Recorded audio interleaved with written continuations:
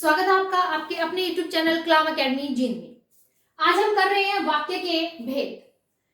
वाक्य के भेद को हम दो प्रमुख आधारों पर डिवाइड करेंगे, एक रचना के आधार पर और एक अर्थ के आधार पर।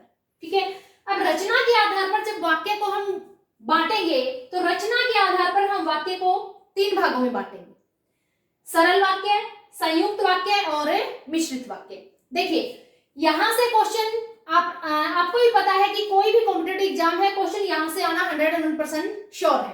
तो देखिए सरल वाक्य, संयुक्त वाक्य और मिश्रित वाक्य। सरल वाक्य तो सभी बच्चे जो आसानी से बता देते हैं कि क्या होता है, थोड़ी सी पजलिंग होती है संयुक्त वाक्य और मिश्रित वाक्य में। देखिए मैंने यहाँ वो सारी जो चीजें हैं जिनके आधार पर आप दोनों वाक्यों में भेद कर पाएंगे, वो चीजें मैंने बहुत अच्छे तरीके से आपके लिए यहाँ लिखी है। देखिए सबसे पहले बात करें सरल वाक्य की, तो सरल वाक्य जो होता है वो एक मुख्य क्रिया तथा विधेय हो, जिसके अंदर एक तो मुख्य क्रिया हो, ठीक है, एक ही मुख्य क्रिया होनी चाहिए और एक विधेय होना चाहिए। यानी कि सिंपल सी बात करें हम, कोई भी साधारण सा वाक्य है वो हमारा सरल वाक्य है। जैसे मैंने लिखा कि सोहन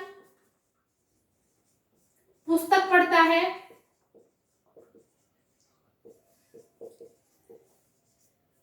राधा बाजार गई,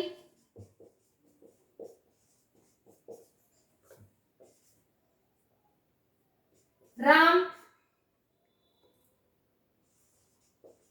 खेत में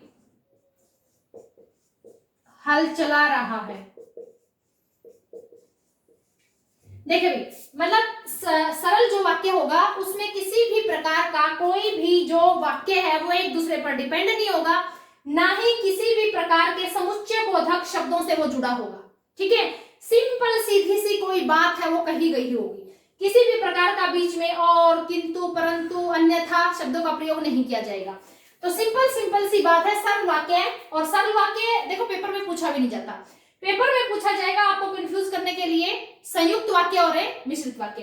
तो सरल वाक्य के बारे में आपको पता चल गया होगा कि किस तरीके से हम सरल वाक्य को पहचानेंगे। अब अगर हम बात करते हैं तो करेंगे संयुक्त वाक्य की। देखिए संयुक्त वाक्य क्या होता है कि दो या दो से अधिक स्वतंत्र उपवाक्य, दो या दो से अधिक स्वतंत्र उपवाक्य, दोनों के दोनों उपवाक्य क्या होंगे, स्वतंत्र होंगे। ठीक है, एक दूसरे के ऊपर डिपेंड नहीं करेंगे बिल्कुल भी, और वो समानाधिकरण समुच्चय बोधक। दो शब्द लिखे मैंने यहाँ, ध्यान से सुन लीजिए, एक है समानाधिकरण समुच्चय बोधक और एक है वैधिकरण समुच्चय बोधक।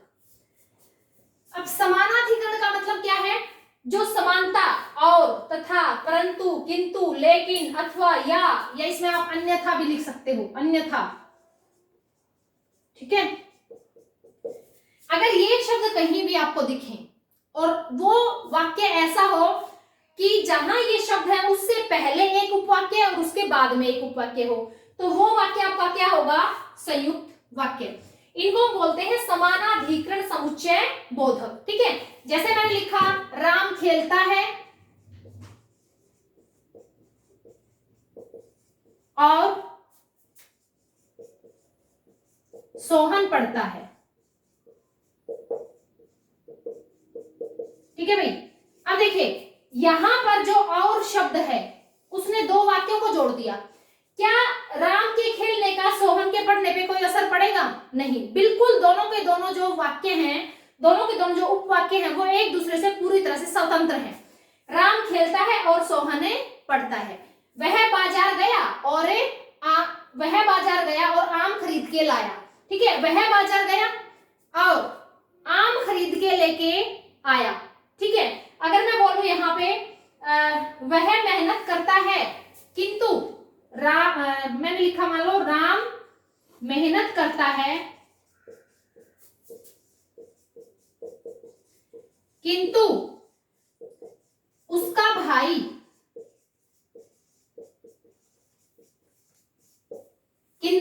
भाई मेहनत नहीं करता।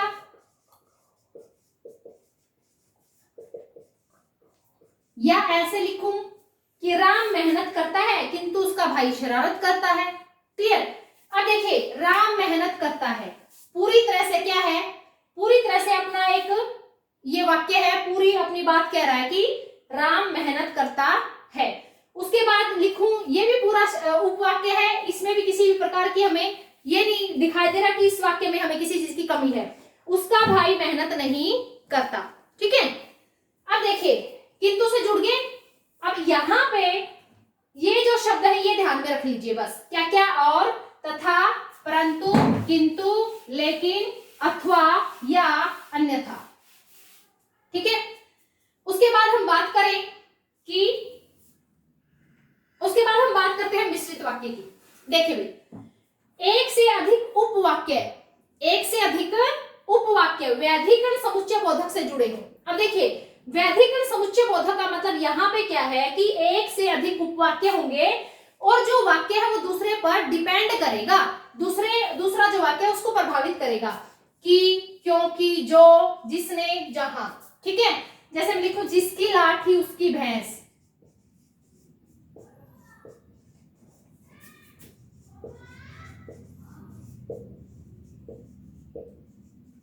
ठीक है, जिसकी लाठी उसकी भैंस। अगर मैं सिर्फ बोलूं जिसकी लाठी, तो हमारा जो वाक्य है वो पूरी तरह से हमें बता नहीं रहा कि क्या कहना चाहता है। अगर मैं ये ना बोलूं कि उसकी भैंस, तो ये जो उपवाक्य है आपका इस पे पूरी तरह से आश्रित है, ठीक है। इसलिए जो ये है मिश्रित वाक्य, ठीक है। उसके बाद हम बात करें जहां तुम जाओगे मैं भी वहीं जाऊंगा, जहां तुम जाओगे, या ऐसे लिखो जहां तुम जाओगे मैं वहीं मिलूंगा,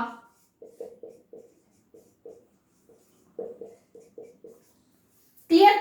यानी कि जहां तुम जाओगे, ठीक है, मैं वहीं मिलूंगा।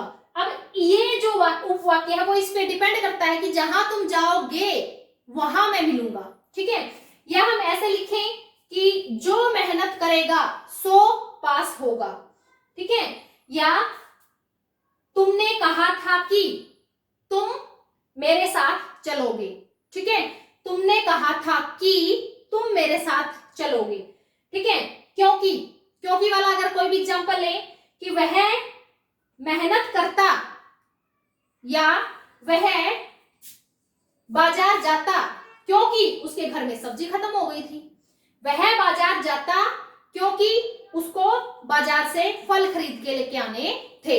तो देखिए यहां पे पूरी तरीके से डिफरेंस करना है आपको, किसमें, संयुक्त वाक्य और मिश्रित वाक्य में। फिर ध्यान दीजिए इनको हम बोलते हैं समानाधिकरण समुच्चय बोधक, जो प्रयोग होंगे किसमें, हमारे संयुक्त वाक्य में, और ये होंगे हमारे व्याधिकरण जिसको हम प्रयोग करेंगे मिश्रित वाक्य में, ठीक है। इसमें दो जो उपवाक्य होंगे वो अपना अलग अलग अर्थ प्रकट करेंगे और इन शब्दों के साथ जुड़े होंगे, ठीक है। यहां पर जो पहला शब्द है या दूसरा शब्द है दूसरे के ऊपर आश्रित होगा। पहला या दूसरा जो पूरा का पूरा जो उपवाक्य है वो दूसरे के बिना अधूरा रहेगा और सामान्यतः इन समुच्चय बोधक शब्दों से वो क्या होगा, जुड़ा होगा, क्लियर। अब देखिए अब बात करते हैं हम अर्थ के आधार पर वाक्य के भेद। अर्थ के आधार पर वाक्य के भेद है भाई 8, 1, 2, 3, 4, 5, 6, 7 और 8, ठीक है। अर्थ के आधार पर सबसे पहले बात करें विधानवाचक, यानी कि सिंपल सेंटेंस, किसी भी प्रकार का कोई उसके अंदर मतलब उलझन नहीं होती, साधारण वाक्य, साधारण से वाक्य में अपनी बात कह दी, वो हो गया आपका विधानवाचक, ठीक है। मैंने लिखा जैसे कि समीर खाना खा रहा है, साधारण वाक्य है, किसी भी प्रकार का आराम से आसानी से हम इसको समझ सकते हैं, ठीक है। यानी कि कोई भी हमारा साधारण वाक्य होगा वो हमारा होगा विधानवाचक। उसके बाद बात करें निषेधवाचक। देखिए निषेध अपने आप में ही क्या है, अपने अर्थ को दे रहा है। निषेध का मतलब नेगेटिव, यानी कि नेगेटिव सेंटेंस, जिस वाक्य में नहीं का प्रयोग किया गया वह विद्यालय नहीं जाएगा,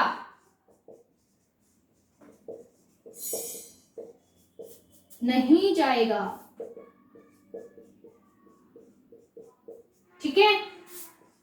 वह विद्यालय नहीं जाएगा, वह खाना नहीं खाएगा,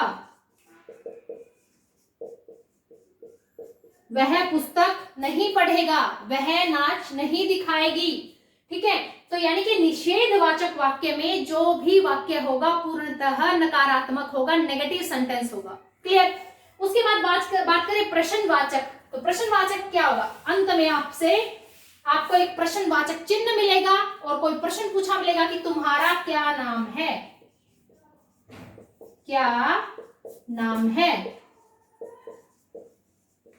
तुम क्या करते हो,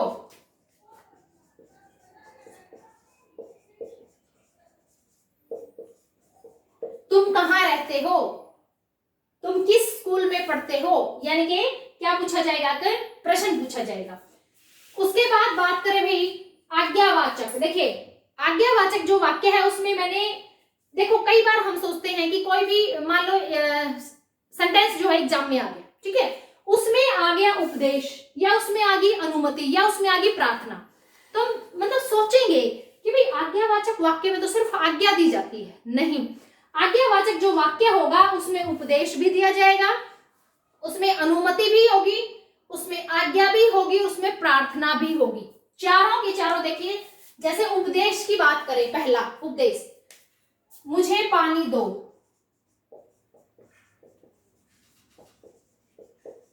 ठीक है। एक बात करें अनुमति,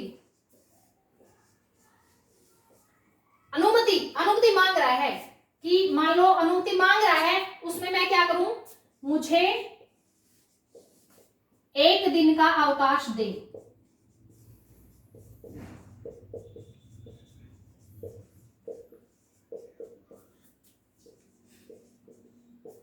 ठीक है, अनुमति है ना, मुझे एक दिन का अवकाश दे। अब हम तो ये सोचेंगे कि भाई ये आज्ञावाचक कैसे हो सकता है, इसमें किसी प्रकार की आज्ञा थोड़ी ना दे रखी है, तो समझने लायक है ये चीज। ऊपर वाले जो वाक्य हैं वो तो बिल्कुल सिंपल है, ठीक है, लेकिन आज्ञावाचक जो वाक्य है इसमें चारों की चारों जो चीजें हैं वो बहुत इंपॉर्टेंट है और समझने की है। देखिए आज्ञावाचक में उपदेश ध्यान रखना है कि उपदेश दिया जाएगा तो भी क्या है, वो आज्ञावाचक वाक्य है। ठीक है, क्लियर है। तो उपदेश, अनुमति, आज्ञा और प्रार्थना। मुझे पानी दो, क्या दी आपने, आज्ञा दे दी उसको कि भाई मुझे पानी दो। मुझे एक दिन का अवकाश दें, आपने अनुमति मांगी, ठीक है, आपने आज्ञा दी, तुम यहां से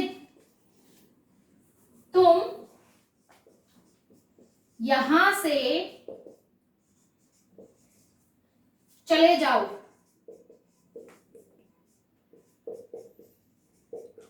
ठीक है, या आपने प्रार्थना की, ठीक है, मुझे एक दिन का अवकाश दे, ये तो आपने प्रार्थना की और आपको अनुमति मिली कि आपको एक दिन का अवकाश दे दिया गया, तो अनुमति मिल गई। और यहां मुझे एक दिन का अवकाश दें, ये आपने क्या की है, प्रार्थना की है। ठीक है, अनुमति मिल गई कि तुम एक दिन का अवकाश ले सकते हो।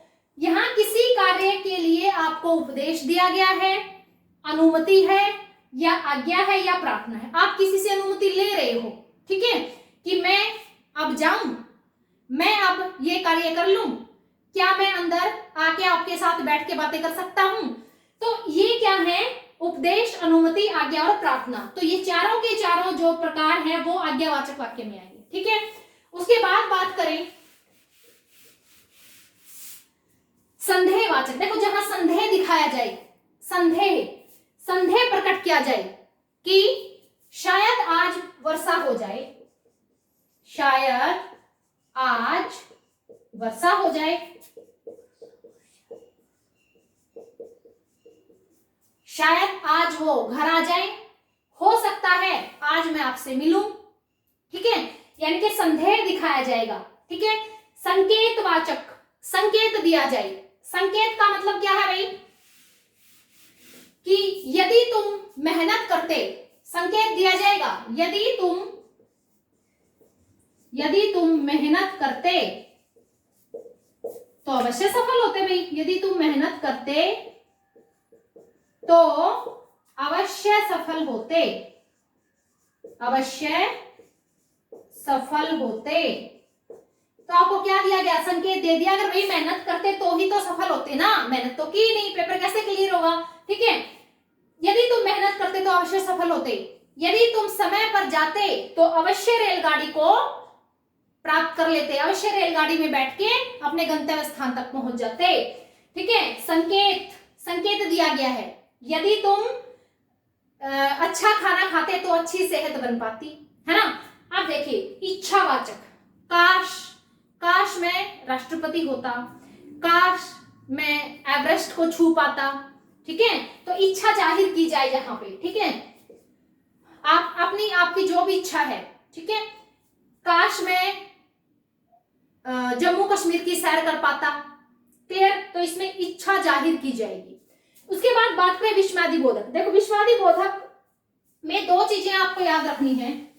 एक तो आपको ये साइन मिलेगा जैसे वाह, उसके बाद ये साइन मिलेगा, यह विस्मयादि बोधक, वाह कितना सुंदर दृश्य है।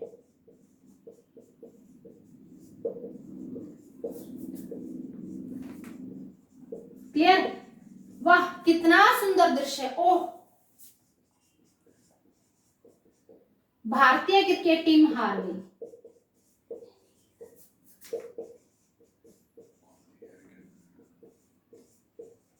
भारतीय क्रिकेट टीम हार गई, ओह दुख प्रकट किया है आपने, ओह भारतीय क्रिकेट टीम हार गई, वाह कितना सुंदर दृश्य है। या हम ऐसे कहे छी कितनी गंदगी है। कई जगह कई लोगों की आदत होती है ना कि भाई जो भी खाया पिया रैपर्स वह रेलवे स्टेशन पे डाल दिए, ठीक है, बस स्टॉप पे डाल दिए, तो छी कितनी गंदगी है या कितनी बदबू आ रही है। तो ये है आपके सारे विस्मयादि बोधक।